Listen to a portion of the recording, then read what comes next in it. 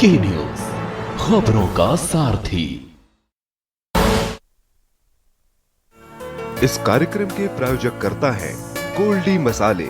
और स्वाद ऐसा तो रिश्तों में गुस्सा कैसा। इस कार्यक्रम के प्रायोजक करता है कमला पसंद, अनोखा स्वाद।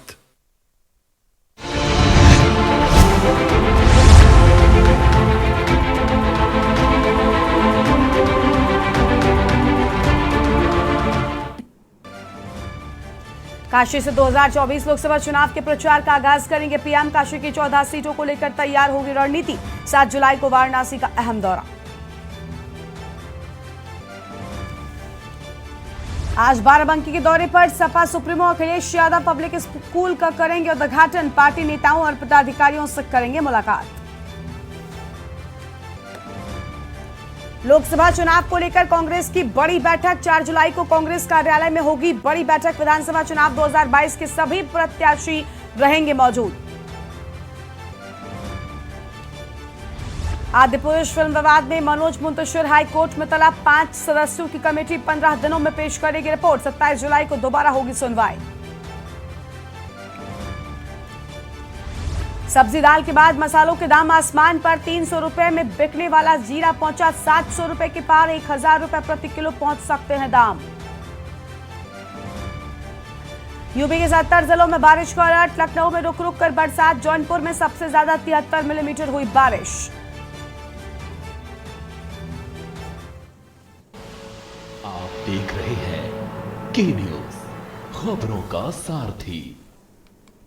नमस्कार, आप देख रहे हैं के न्यूज इंडिया और मैं हूं आपके साथ गरिमा वाजपेयी। आम खबर से बुलेटिन की शुरुआत करते हैं। खबर है वाराणसी से, जहां पर 2 दिवसीय दौरे पर वाराणसी जाएंगे प्रधानमंत्री नरेंद्र मोदी और 7 जुलाई को पीएम मोदी की वाराणसी में जनसभा होगी। मोदी सरकार के 9 साल होने पर काशी में ये जनसभा है। 2024 लोकसभा चुनाव के प्रचार का आगाज करेंगे प्रधानमंत्री नरेंद्र मोदी और काशी क्षेत्र की 14 सीटों को लेकर रणनीति होगी तैयार। काशी में प्रबुद्ध जनों से मुलाकात करेंगे, संवाद करेंगे पीएम। और पीएम के कार्यक्रम की तैयारियों में बीजेपी नेता जुटे हुए हैं कार्यकर्ता।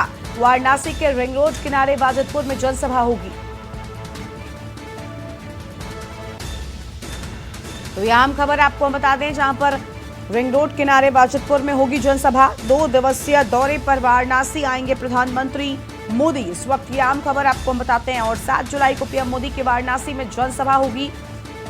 यह अहम खबर। 2 दिनों के दौरे के लिए वाराणसी पहुंचेंगे और 9 साल पूरे होने पर काशी में जनसभा होगी।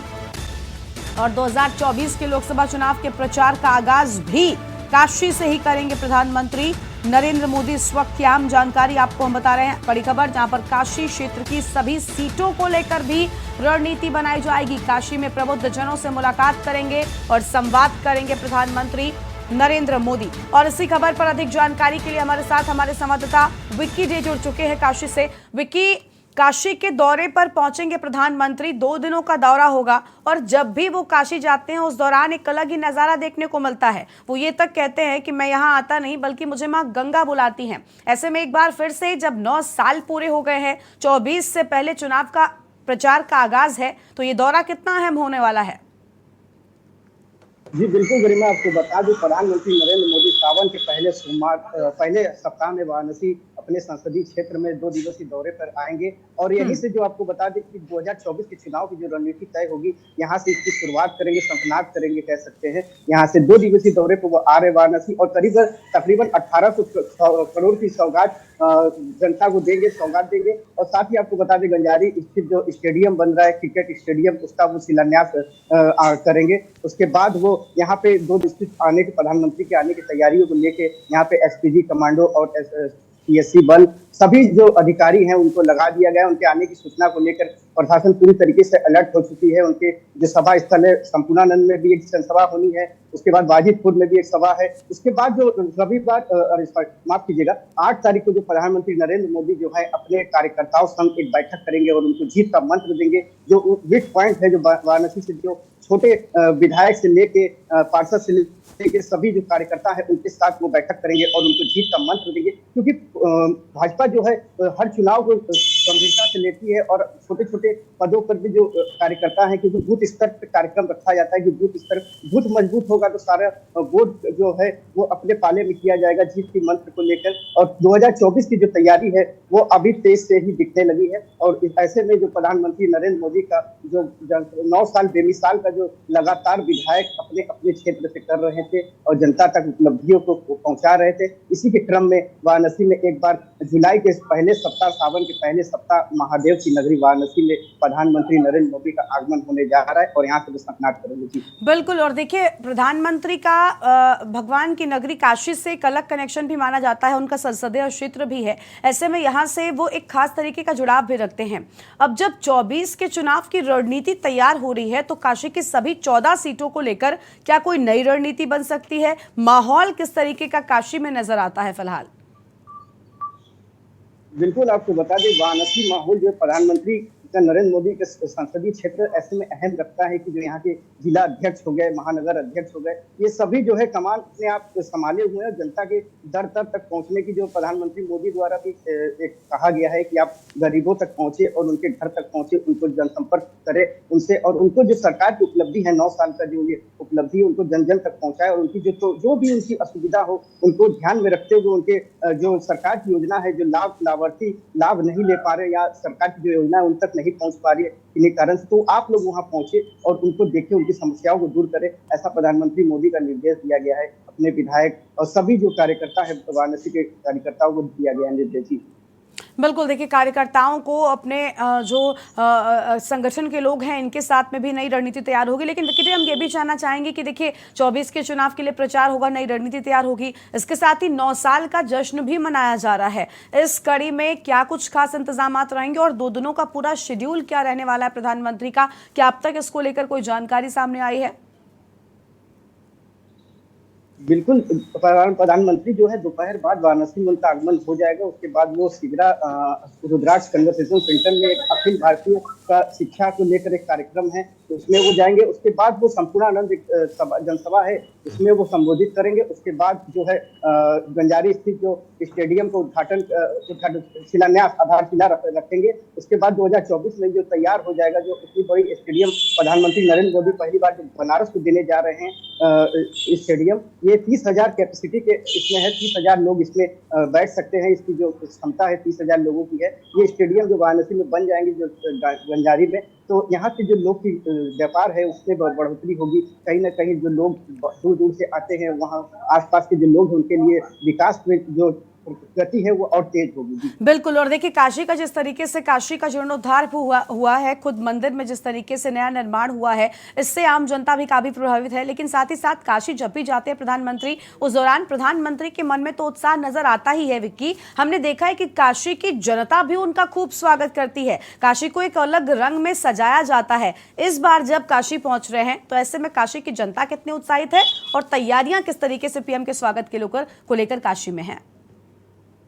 बिल्कुल, आपको बता दें कि प्रधानमंत्री नरेंद्र मोदी लोकप्रिय एक नेता है, लोकप्रिय प्रधानमंत्री हैं पूरे भारत के, और उनकी जो लोकप्रियता है आप बहुत ज्यादा हो चुकी है इस समय, हर कोई मानने वाला है उनको। तो वाराणसी में जब उनके आने की सूचना मिलती है, यहाँ के कार्यकर्ता में एक अलग से उत्साह देखने को मिलता है। आपको बता दें, सूत्र से खबर है कि प्रधानमंत्री के आने से पूर्व एक मुस्लिम समाज के एक लोग है वो जो है रामायण लिखे हुए वो प्रधानमंत्री मोदी को वो सौंपेंगे।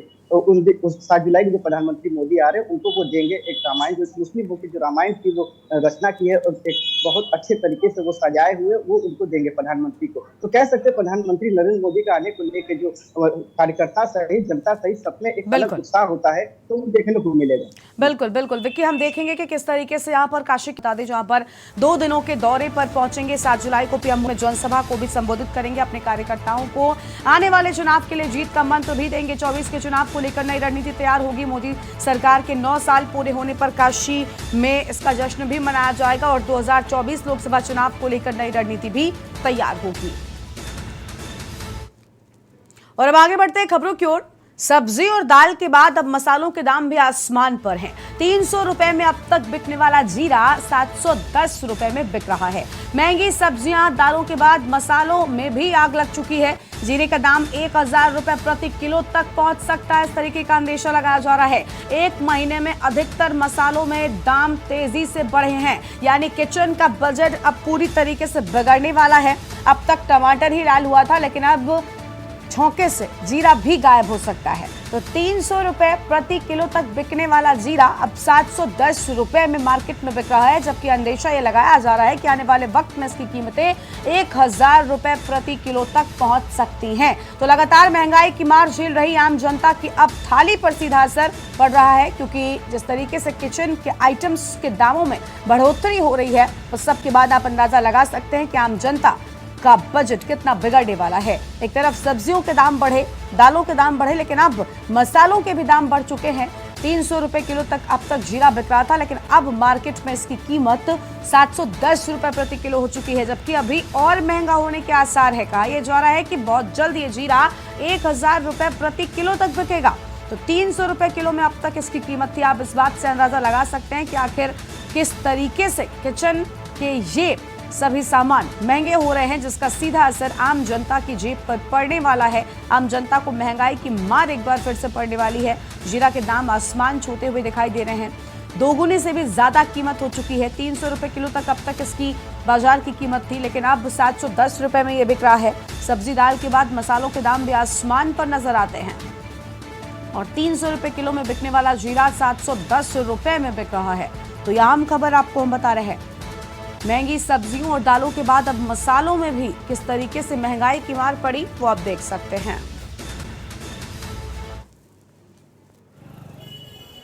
और इसी खबर पर हमारे साथ कुलदीप भरत जुड़ चुके हैं। कुलदीप, अब तक किचन का बजट पहले ही टमाटर ने खूब बिगाड़ा, लेकिन अब टमाटर सब्जियों के बाद दालें महंगी हुई और दालों के बाद अब मसाले भी महंगे हो गए। जीरा 300 में था, अब 710 रुपए तक में बिक रहा है और अंदेशा तो ये भी है कि 1000 रुपए तक जा सकता है, यानी दोगुनी से भी ज्यादा दामों में बढ़ोतरी हो रही है। इसका असर जनता की जेब पर पड़ेगा।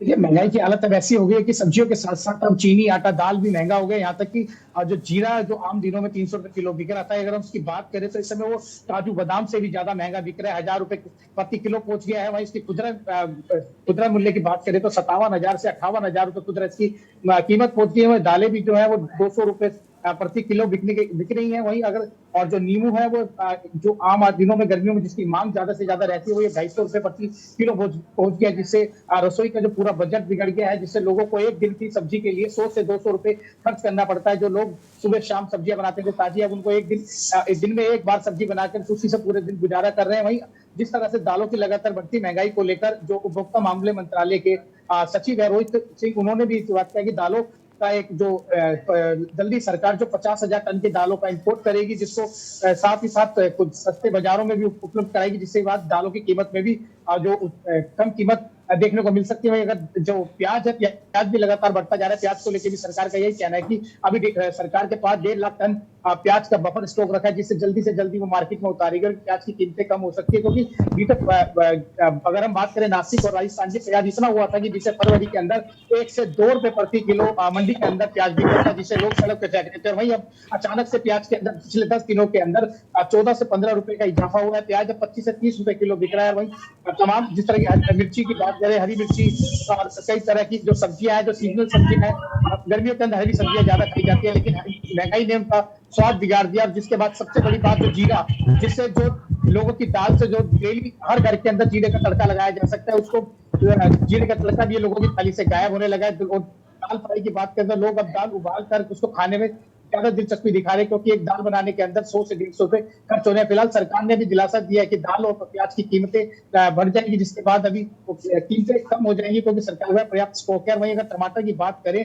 टमाटर की खेती अभी बाहर से जो स्टॉक मंगाना पड़ रहा है, जब टमाटर की कीमतों में कमी देखी जा सकती है। जी बिल्कुल, साफ तौर पर देखिए कीमतों में कमी का इंतजार आम जनता भी कर रही है, लेकिन जिस तरीके से लगातार महंगाई बढ़ रही है, इससे आम जनता का बजट बिगड़ चुका है और इसका सीधा असर किचन पर भी पड़ रहा है। कुलदीप, क्या वजह है कि आखिर अचानक से किचन की इन सारी चीजों के दामों में इतनी बढ़ोतरी हुई? क्या मौसम की मार पड़ रही है इन पर? क्या इस बारिश का असर हो रहा है, इसी के चलते दामों में वृद्धि हो रही है? क्या वजह क्या बताई गई है?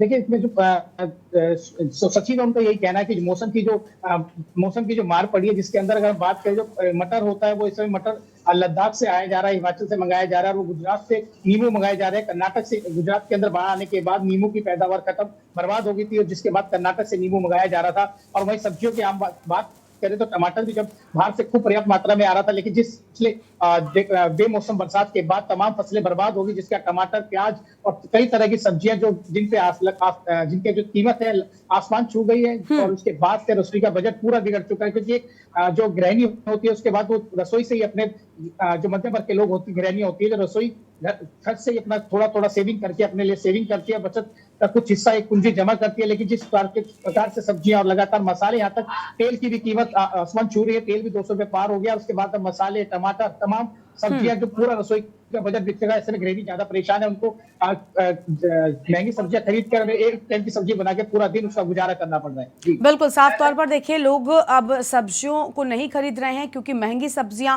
लोगों की जेब पर सीधा असर डाल रही है। पवन तिवारी हमारे साथ में जुड़ चुके। पवन, महंगाई की मार आम जनता पहले ही झेल रही थी, लेकिन अब तक ये मार सबसे ज्यादा डीजल, पेट्रोल और गैस की कीमतों में लोगों के सामने थी, लेकिन अब लोगों के सामने खाने की थाली में भी कमी देखी जा रही है, क्योंकि सब्जियां, दालें, मसाले सब कुछ महंगा हो गया है। सीधा असर देखने को मिल रहा है। क्या लखनऊ में भी इस तरीके की महंगाई की मार आम जनता पर पड़ रही है? क्या सब्जियों के भाव इस तरीके से बढ़ रहे हैं? पवन जी, आपको बता दें, राज्य में भी जो जी आवाज आ रही? जी बोलिए। हेलो जी, आपकी आवाज आ रही है, अपनी बात को पूरा करें पवन। जी, जिस तरह से सब्जियों के दाम अन्य प्रदेशों में, अन्य जगहों पर, अन्य जिलों में बढ़े हैं, उसी तरह राजधानी लखनऊ में भी जो टमाटर है वो 100 रुपए ऊपर पहुंच गया। इसके साथ ही जो प्याज है उसकी कीमतों में 10 रुपया से ज्यादा का उछाल हुआ है। इसके अलावा अदरक है उसकी कीमतें काफी बढ़ी हुई है। जहां पहले लोग गैस की कीमतों से काफी परेशान थे, लगभग 1150 में रसोई गैस का सिलेंडर मिल रहा है, लोग परेशान। वहीं अब जो खाने की उस पर बड़ा बोझ पड़ा है। जो टमाटर, ये लगातार लगभग सब्जियों में इसका प्रयोग किया जाता है, जिसके दामों में वृद्धि होने, जो रसोई के जाए वो काफी, टमाटर जहाँ इस्तेमाल कर रहे थे वहाँ 4 या 2 ही इस्तेमाल कर पा रहे हैं। जो सब्जी का स्वाद है वो बिगड़ गया। साथ ही साथ उनका बजट है, गृहिणियों का एक बजट होता है हुआ, जिससे जो जायका है वो काफी बदल गई। बिल्कुल, देखिए सब्जी का स्वाद बिगड़ चुका है और पूरी तरीके से हम देख पा रहे हैं, न सिर्फ टमाटर के दामों में बहुत ज़्यादा से वृद्धि हुई है, बल्कि और भी सभी सब्जियां लगभग महंगी हो चुकी हैं। भारी बारिश का भी असर माना जा रहा है। पवन, हम ये भी जानना चाहेंगे आपसे कि क्या बारिश के चलते ही इन सब्जियों के दामों में वृद्धि हुई, और जो मसाले महंगे हो गए हैं, क्या इन पर भी बारिश का ही असर पड़ा है? पवन, देखिए, जो टमाटर,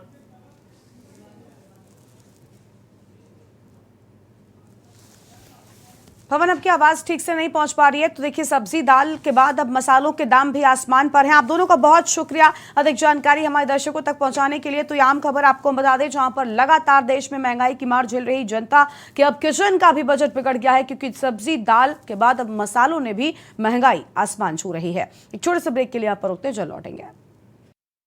खबरों का सारथी। ब्रेक के बाद आप सभी का स्वागत है। लखनऊ से आम खबर आपको बताते हैं, जहां पर आज सपा सुप्रीमो अखिलेश यादव का जन्मदिन है। बसपा प्रमुख मायावती ने अखिलेश यादव को बधाई दी है। बसपा प्रमुख ने ट्वीट कर अखिलेश को बधाई दी। मायावती ने अखिलेश और उनके परिवार वालों को बधाई दी है। तो यह अहम खबर आज, जहां सपा सुप्रीमो अखिलेश यादव का जन्मदिन है, तो वहीं बसपा सुप्रीमो ने भी ट्वीट कर अखिलेश को बधाई दी है। और ट्वीट कर उन्होंने लिखा है कि समाजवादी पार्टी के प्रमुख व उत्तर प्रदेश के पूर्व मुख्यमंत्री श्री अखिलेश यादव को आज उनके जन्मदिन पर उन्हें व उनके परिवार वालों को हार्दिक बधाई तथा उनकी अच्छी सेहत के साथ लंबी उम्र की शुभकामनाएं। तो देखिए, बीएसपी सुप्रीमो मायावती ने सपा सुप्रीमो अखिलेश यादव को जन्मदिन की बधाई दी है, और इस मौके पर उन्होंने ट्वीट कर क्या कुछ लिखा है वो भी आपको हम टीवी पर दिखा रहे हैं।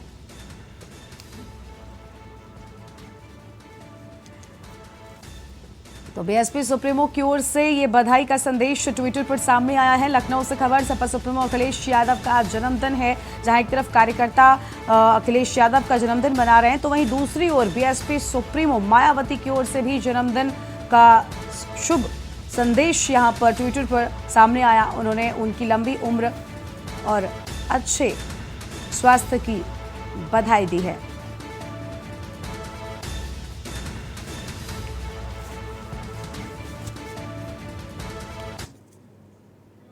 और अगली खबर लखनऊ से है, जहां पर लोकसभा चुनाव को लेकर कांग्रेस की बड़ी बैठक। 4 जुलाई को कांग्रेस कार्यालय में बड़ी बैठक होगी। प्रदेश अध्यक्ष बृजलाल खाबरी की अध्यक्षता में होगी बैठक।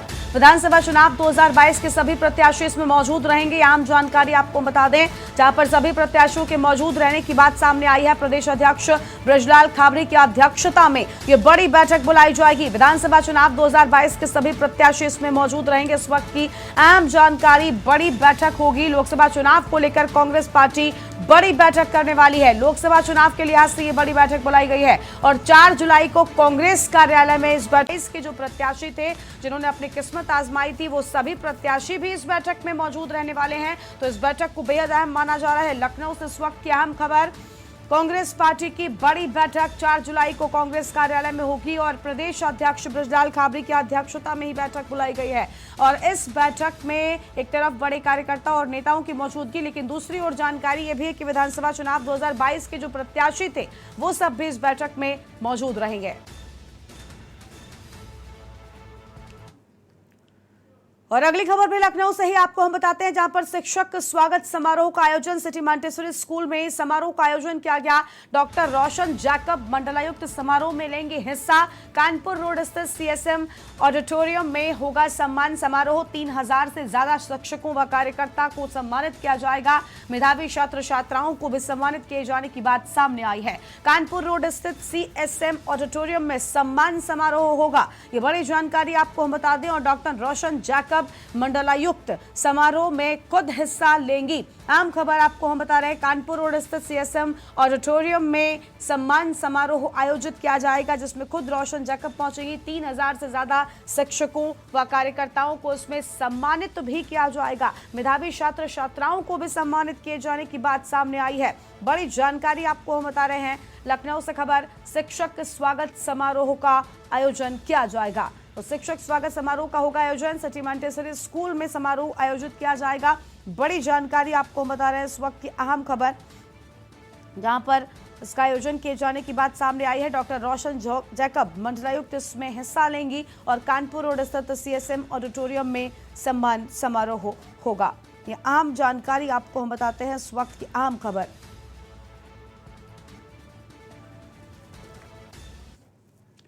और अगली खबर भी लखनऊ से ही है, जहां पर संचारी रोग नियंत्रण अभियान आज से शुरू। विद्यालयों में चलेगा संचारी रोग नियंत्रण अभियान। रोगों से बचाव और रोकथाम के लिए जागरूकता अभियान आज से 31 जुलाई तक चलेगा। यह अभियान मच्छरों के प्रजनन, मौसमी बीमारियों पर निगरानी रखने के निर्देश दिए जाने की बात सामने आई है। रोगों से बचाव और रोकथाम के लिए जागरूकता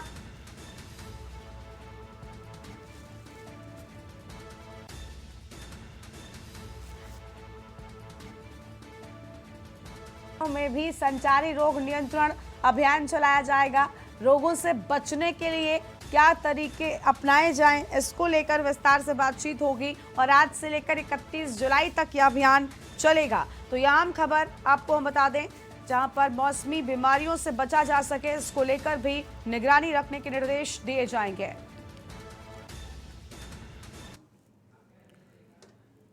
और खबर उत्तर प्रदेश में आज उतना ही। तमाम बड़ी खबरों के लिए आप देखते रहिए के न्यूज़ इंडिया। नमस्कार।